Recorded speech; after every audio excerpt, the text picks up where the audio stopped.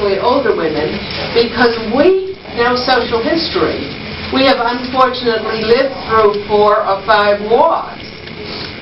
We have seen enormous changes in this country. And we have seen enormous changes in our family, and we're the family historians. So I've got a lot of people started writing their family histories. And it's a great gift to leave your descendants.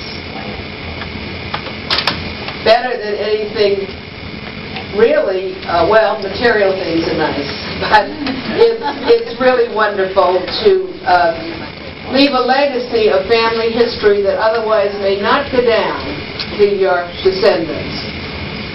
Another reason for writing a journal, and it can be a private journal just for you, is when you're coping with anger, when you're coping with sadness, with other kinds of feelings, writing them out helps. I had a situation several years ago when I was 63, and I was chairing the sociology department at Clark, when I said to myself one day, what do I want to do with the rest of my life? And I sat down and I kind of wrote a list of what I wanted to do for the rest of my life. And in writing that list, I found out that I didn't want to be chair of the sociology department, driving every day 50 miles to Clark and dealing with all the bureaucracy. And some of you were looking at my little book Out of Their Mouths. Part of that is a satire on colleges. There are other things in the book, too. And so I wrote this, and I suggest that every older woman in this room and every helper of older women gets their clients to do this exercise. Because in writing, you make known to yourself what you want, and then it allows you to begin to make the changes. Do you want to hear what I wrote? Yeah. Okay.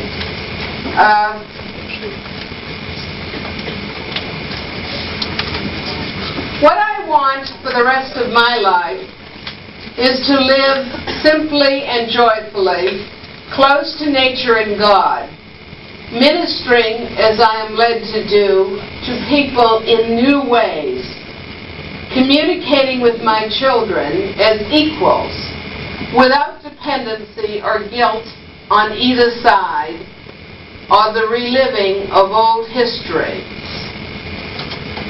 What I want for the rest of my life is to accept that in my living I made serious mistakes, but did the best I could at the time. I want to stop blaming myself and have as much compassion and respect for myself as I have for others. I want to travel to new places, to witness and be touched by the stories of others, then tell their stories in my books and poetry to help people see themselves in others and know we are all kindred spirits within the spirit, and that what injures one of us insults all of us, while the triumph of one of us is a mountain climbed by all of us. What I want for the rest of my life is to deal gracefully and graciously with the detriments of aging, so that by example and testimony I give others the courage to see that the missions and ministry of the aged are as important as of youth and are important to youth. Finally, I want to meet my death knowing that I lived fully, returning to life the talents and time given me by grace. After I wrote that poem, I simplified my life. I gave up my job at Clark University. People thought I was nuts because I had tenure and it was well paid and it's a good school, but that wasn't what I wanted to do. And I since have been teaching part-time, doing a lot of speaking, a lot of writing. Right now I'm very much in a project that's very meaningful to me, I got very upset when there were 200,000 casualties of the Persian Gulf War. I do not believe that it was necessary to kill all those people. Most of them were not Americans.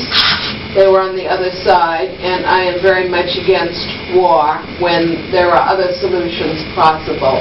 So I put in 2 ads in 2 magazines asking for people to send me pro-peace, anti-war poems with a deadline of October 1st. And 3,000 poems came in from every state in this country and from many foreign countries, many of them by older women, but many by people in other walks of life, many veterans and so on. And I'm now putting together an anthology of pro-peace, anti-war poems and writing some linkages. And it will be published probably next summer or fall, depending on how long it takes me to... I haven't even read all the poems yet. Anyway, it will be published by the same publisher that did this book. I think a lot of older people can do projects. Maybe they don't have as much nerve as I do, or they're not as lucky as I am in the kinds of resources I have. But this is a time of life when we can make a difference. Does anybody think that conditions in the state and the federal government are perfect? Okay. Even if you can't get out very much, you can call. There's local offices of your state reps and your state senators and your federal representatives and senators, and you can write. I just finished writing to Bush for the 99th time.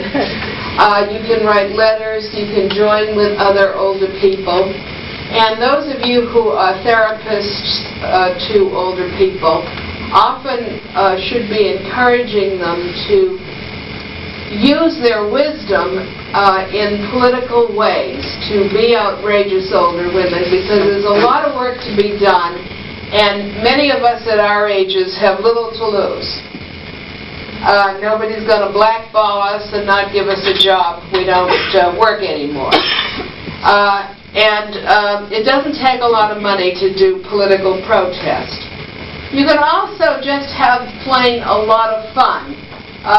I write in here about Bessie, and I wrote actually about Bessie in another book, but then I admitted in this book that I was Bessie. And Bessie is a phantom swimmer, but she's really me. And I go around, I swim where I want. Swimming happens to be my favorite sport.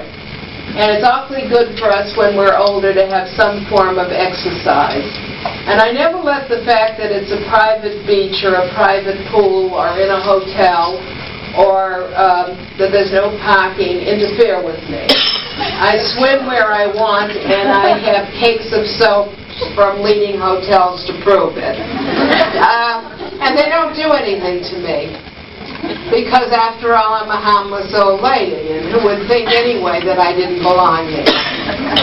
You have to have nerve. Swimming may not be your thing, but whatever your thing is, now is the time to have fun. We have also, as older women, a right to our sexuality. And a lot of doctors and other counselors assume that women are asexual, not sexual, because they're over a certain age. And we can all tell stories of older women who did not have pelvic exams or mammograms or manual feeling of the breast by the physician, because perhaps he felt inhibited. He thought it was his grandmother. And I am just trying to help an 89-year-old woman who has to have a radical mastectomy, which should have been caught earlier, when perhaps she could have only had a lumpectomy or chemo or radiation, and her doctor never suggested a mammogram or examined her. I know another woman who died of uterine cancer because the doctor, since she was in her 80s, when she said she had a hellish burning down there, said, well, the vaginal tissue gets dry when you're older. Also, older women need to share with each other how they deal with their sexuality. I'm running a workshop up at the Rowe Conference Center for 3 days, and some of you may have picked up a flyer in November. And I've done that, I do it once a year. And we get together for 3 days, and one of the things I do is ask older women who come to write on their index cards anonymously how they deal with their sexuality. And you would be amazed the variety of ways that women whose husbands are not, who have died, or who don't have husbands or partners for other reasons, who are heterosexual or lesbian, deal with their sexuality. And we read them. And women write about masturbation. Isn't that a terrible word? You're all wincing that I had the courage to say it. I spoke at the Massachusetts, or New England, I guess, chapter of the Social Work Association about 3 years ago. A meeting was held in a large auditorium at Boston University. And at that time, I was just going to press with my manual, Older Women Surviving and Thriving. And I mentioned that in that I had put an alphabet from A to Xena of ways that older women could express their sexuality, and that I was upset when I discovered there were only 26 letters of the alphabet, because there were more possibilities than A to Xena. And so a little hand went up from the audience and somebody said, "Would you read the alphabet?" So I just happened to have it with me, and I read the alphabet, which is also in this outrageous book. And this great shock went through the room at Anna.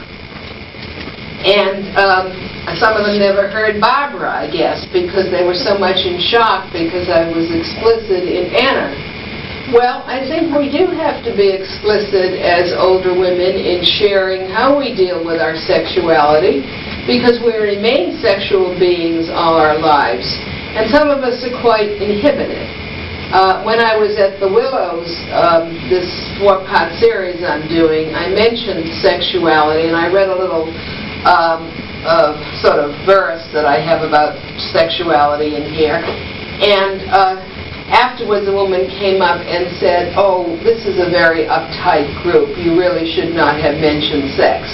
And I know I'm in New Hampshire. But they already gave me the check.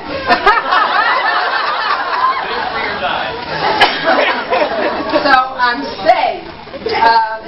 And would you like to hear the little verse about sexuality? Yes, okay. I knew you were a great group when I got all these volunteers. We're not as fragile as they think we are.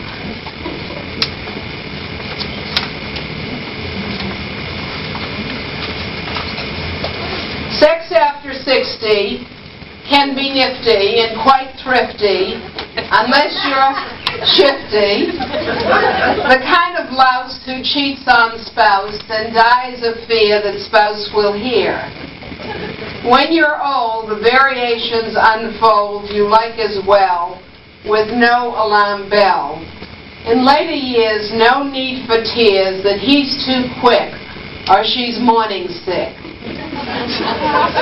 Aging sex is pleasure, quite a treasure, alone or with a mate. Unless you hate your sexuality, consider it triviality, have side effects from medical treks, or worry so much you don't dare touch for fear of failure. Old age sex, we hail you.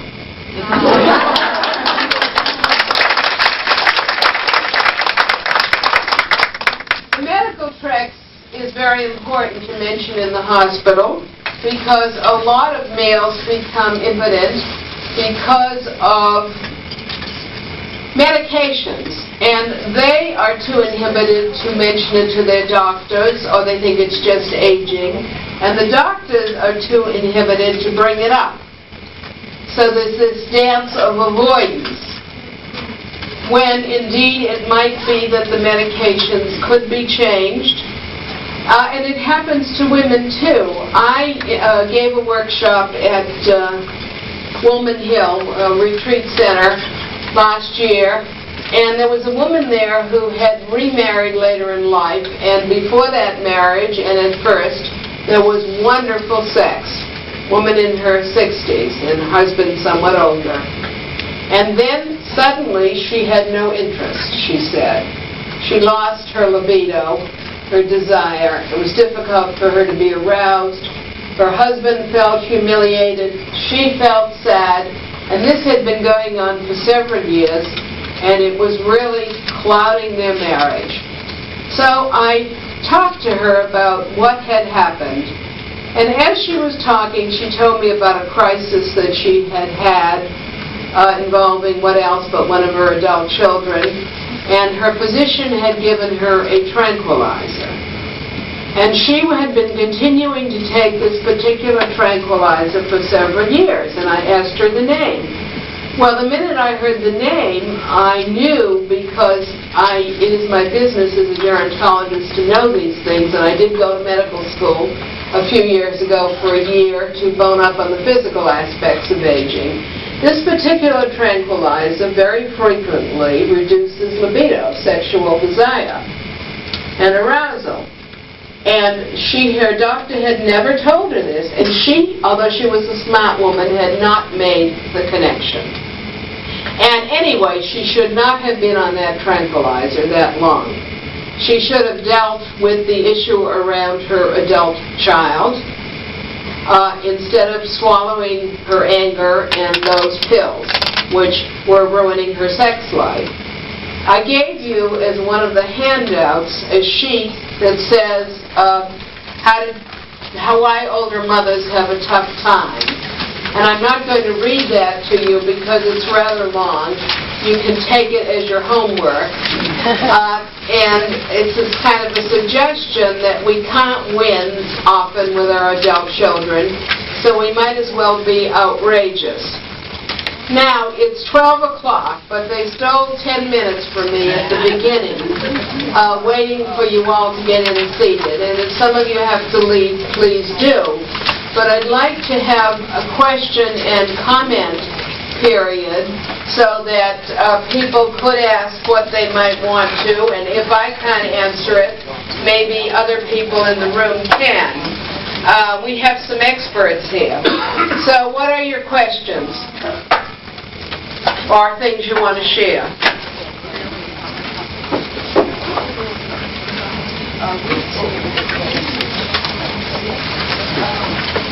No questions? You're all worn out? Yeah, woman. Do you have some references about medication?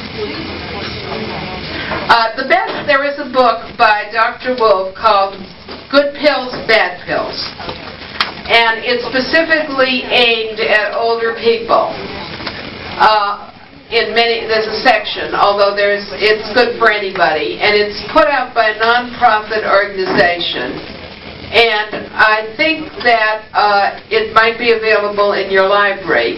If you have trouble getting it, call me up and I'll give you the address. Unfortunately, I don't have it with me.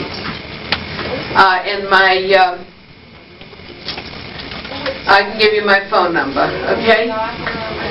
Wolf, W-O-L-F-E, and a group. And it tells you the side effects of medications, and it tells you not only because of sexuality, but for other reasons. There are some medications that older people shouldn't take. It's a very good book. Doctors hate it. Some doctors hate it. Because then we get too smart and we ask a lot of questions. Other questions and comments? I have a wonderful doctor, but I had to work hard to get him. A lot of older women have to shop around because we're not doctors' favorite patients, and I give you some advice in Outrageous and on how to get a good doctor and how to deal with him. There's one woman who was over 70 who didn't like to be called by her first name. And the doctor would call her by the first name, and finally she started to call him by his first name, and he got the message and began to call her Mrs. Sullivan. Other questions or comments? Yes? comment to the back of it. He said people could make a journal which would be helpful in the future. And my other son, David, wants me to put on tape things about the family history. And just as I remembered it, because I was one of 6 children and I'm the only survivor, and a lot of the things that they might have in the future would be found in these tapes if I get started. Yeah, that's wonderful. And if you're visually handicapped, did you all hear her? She's going to make some tapes for her children. And that's good to do even if you're not visually handicapped. But if you are, rather than writing, you might want to do that. And some people are actually getting people to come in with a video thing and video them talking about the family. There's a woman that belongs, I'm a Quaker, and there's a woman who belongs to my friend's meeting who's making, her ministry is going out and interviewing older people who can't write their own stories and writing it for them so that they can have this to give to their descendants. And some of you in this room might, I know Barbara writes beautifully. She read that poem at the beginning that she wrote. Some of you might want to start doing either paid or volunteer work, listening to the stories of older people and writing them down for them. And that would be a lot of fun to do, and people, we love to tell our stories. Yes. Recently, I was inspired to write my autobiography. Good. She wrote her autobiography. Well, it's even better if you can write it yourself. And she was wonderful when she read Dora. Yeah.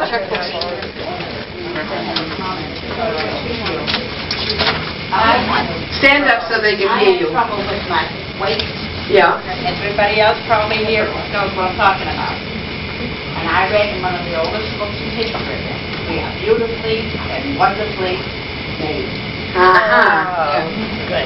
Okay. Good. Thank you.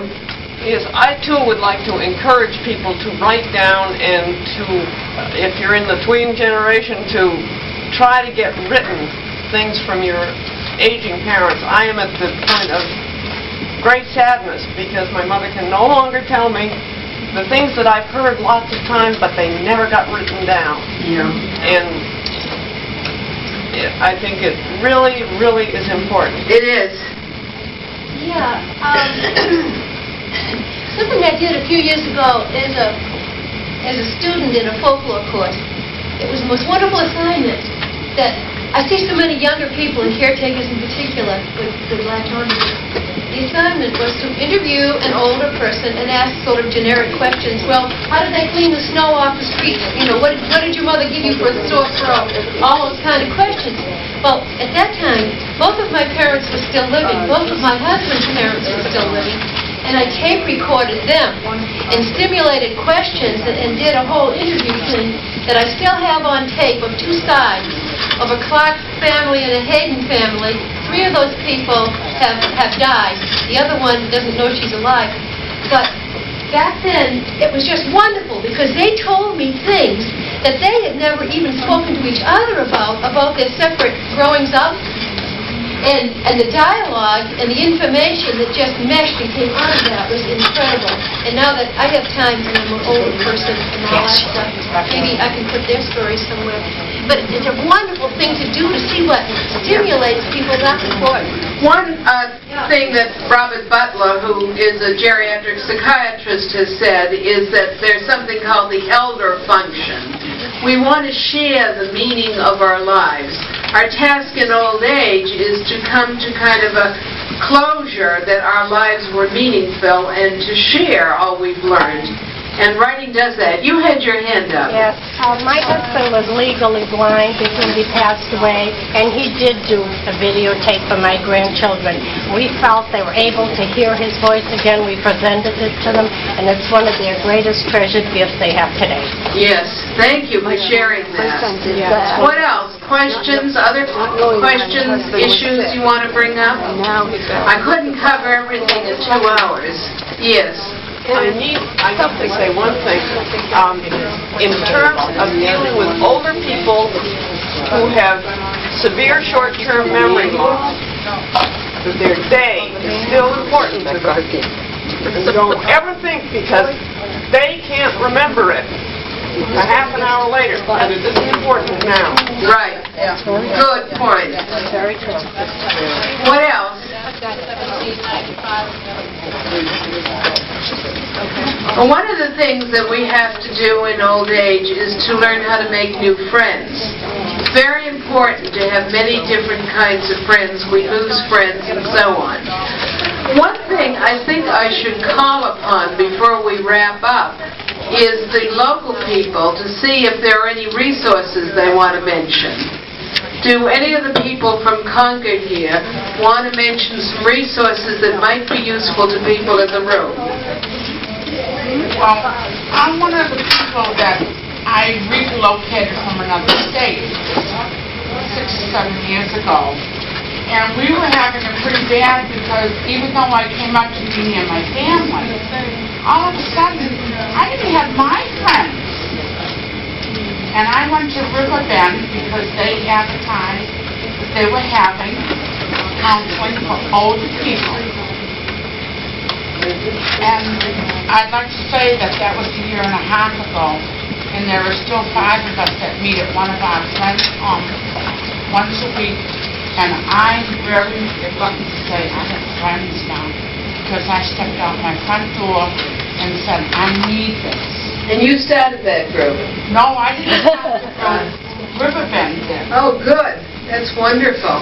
Yes. I work for Catholic Medical Center Prime Time, and we're only a half an hour down the road, and we'd love to have each and every one of you come to us. It's a wonderful center. Oh, that's great. Do you want to give them the address? 1000 Elm Street, Manchester. It's in the same building as the public service. Okay.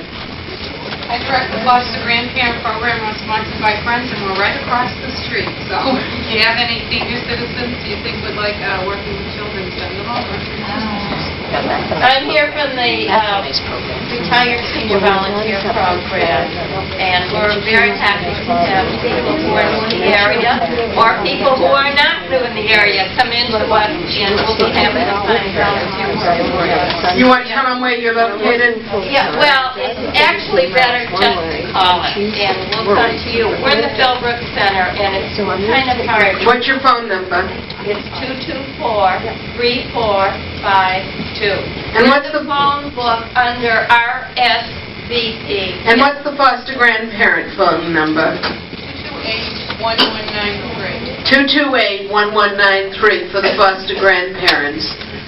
What other resources? I'm with the Senior Community Service Employment Program, and our program is federally funded for folks 55 and older who are still interested in working, and it is a program for lower income communities. Our number here in Concord is 225-3295. Good. And foster grandparents is stipended, and yours is stipended, so there's some pay. And RSVP is strictly volunteer.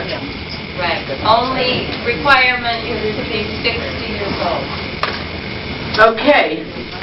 Yes. This isn't a resource. I just had a question. Stand up so they can all hear you. I liked your, where you elicited poems about this. I was just wondering, is there any kind of legal thing to worry about if you want to collect poems like that, and then even just to share it with people, with like family, with people, laughing or something like that? Well, you have to make sure that people give you permission. By putting ads in magazines, I ask people to submit poems for an anthology, and if they had been published before, to get me permission from that original publication to print them. So you do have to ask people if you can share it. I would not have read Barbara's poem at the beginning unless she wanted it shared. Yeah. You're thinking of doing something with poetry. Yeah. Great. It seemed like a great idea, and I knew it had, a little bit more to it. Yeah. If the stuff was published in other places, like magazines or newspapers, I would have to get releases on it, unless the author owned the copyright. Yeah. Yes? I wanted to tell the girls that I changed my life by joining the Steeple Gators Walkers Club. And I put in 1,000 miles in 6 months.